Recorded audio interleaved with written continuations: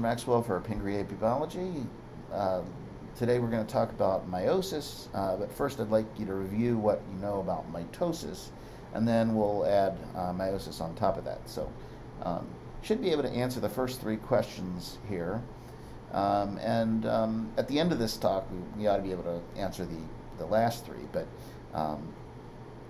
so answer the first three, and then consider the second three, and take a stab at it. So mitosis is actually division of the nucleus and nuclear contents. So the results of mitosis ought to be a diploid nucleus that is identical to the nucleus it came from. It's an exact copy. It's an asexual copy. Once you do cytokinesis, then you wind up with two new diploid cells that are genetically identical to the previous diploid cell. Now, if you had a haploid cell instead of a diploid cell, mitosis, the only real difference would be that you would have half as many chromosomes. They would divide the same way, and there are plenty of organisms that are perfectly happy with haploid portions of their life cycle. Whole groups of fungi are haploids for most of their existence and come together purely to recombine genes and then immediately go back to a haploid lifestyle. So now meiosis is how you go from a diploid cell to a haploid cell, and the result of meiosis is haploid nuclei, and you're going to see that it's different from mitosis in a couple ways. But those ways are all in the first part of meiosis. It's asexual and results in haploid nuclei. So, without further ado, there are a couple things that we need to know if we're going to talk about meiosis, and that is what a homologous pair is.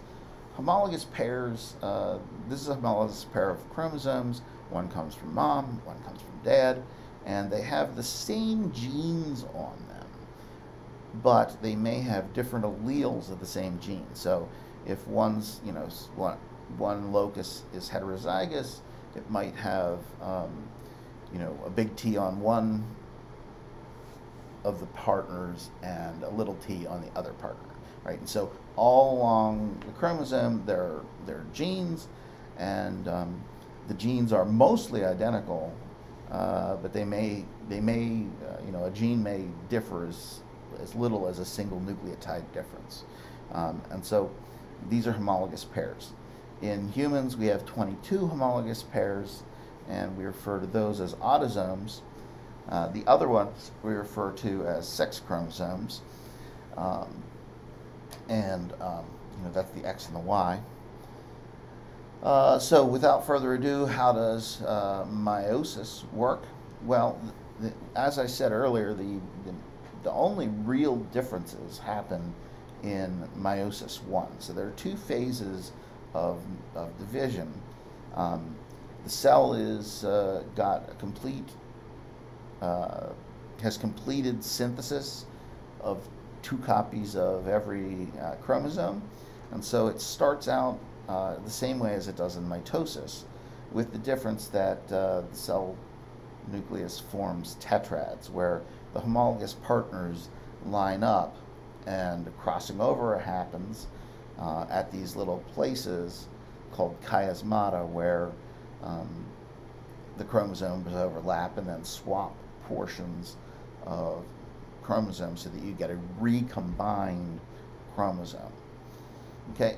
And then, attachment of the fibers, and then the chromosomes pull themselves such that they align onto the metaphase plate. And then the second difference between meiosis and mitosis is that it is the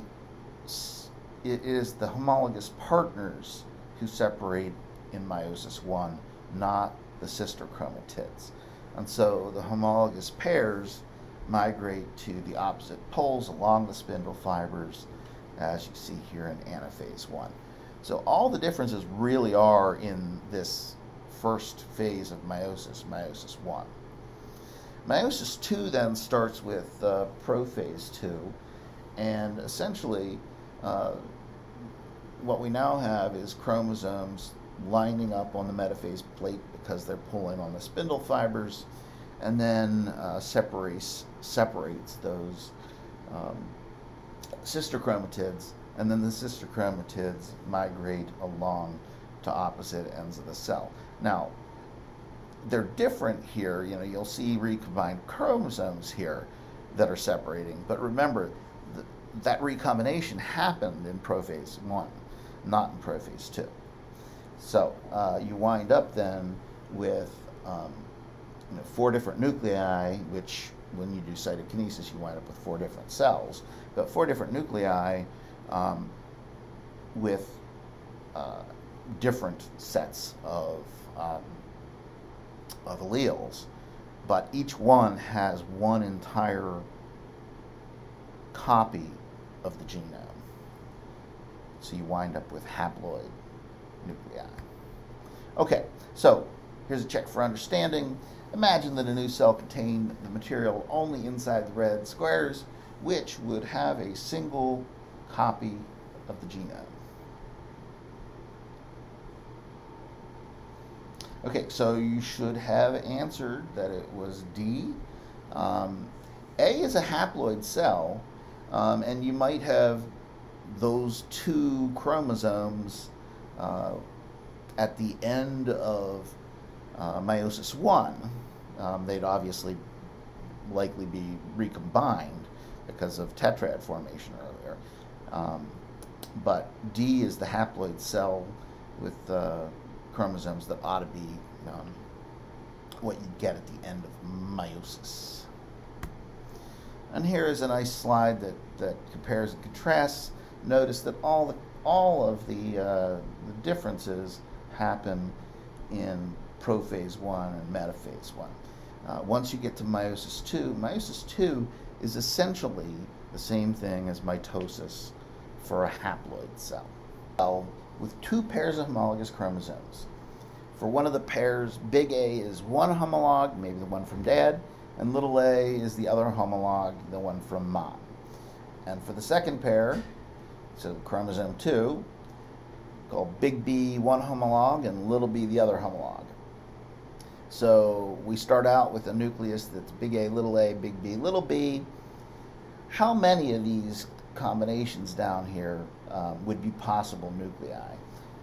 Maybe start with, take a look and figure out which ones you think would be possible and say how many would be. So you should come up with 4, and the 4 possible nuclei are those.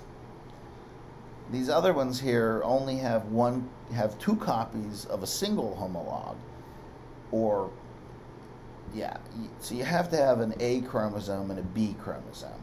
You can't have 2 A chromosomes and no B chromosome, because then the information on the B chromosome is just missing. So let's make this a little bit more complex, and let's throw in a 3rd chromosome and call it D. C's look too similar to me, so we'll call it D. So how many combinations do you get out of that? You should come up with 8 combinations. And it turns out that the number of combinations ought to be 2 to the power of n, when n is the number of chromosomes, the haploid number of chromosomes. Don't confuse that with 2n, which is the diploid number. This is 2 to the n power. So if we use that and we say a cell with 23 pairs of homologous chromosomes, there ought to be 8,300,000 combinations of chromosomes in the haploid nucleus. So think about this. In your the haploid cells that you make, your sperm or your eggs, there are enough different combinations to be equal to the number of people in New York City. So the amount of variability you can get from just making sperm or just making eggs is insane. And don't forget then to add on top of that, you also have crossing over. And so it's amazing how different siblings can be. I mean, if you have a sister or a brother, you know they're going to be way different. And that's you have meiosis happening with crossing over. You have all those chromosomes being sorted independently, and then you add all those combinations and multiply them basically with combinations from an egg and a sperm, and you have a truly astonishing number of different possibilities from any two parents.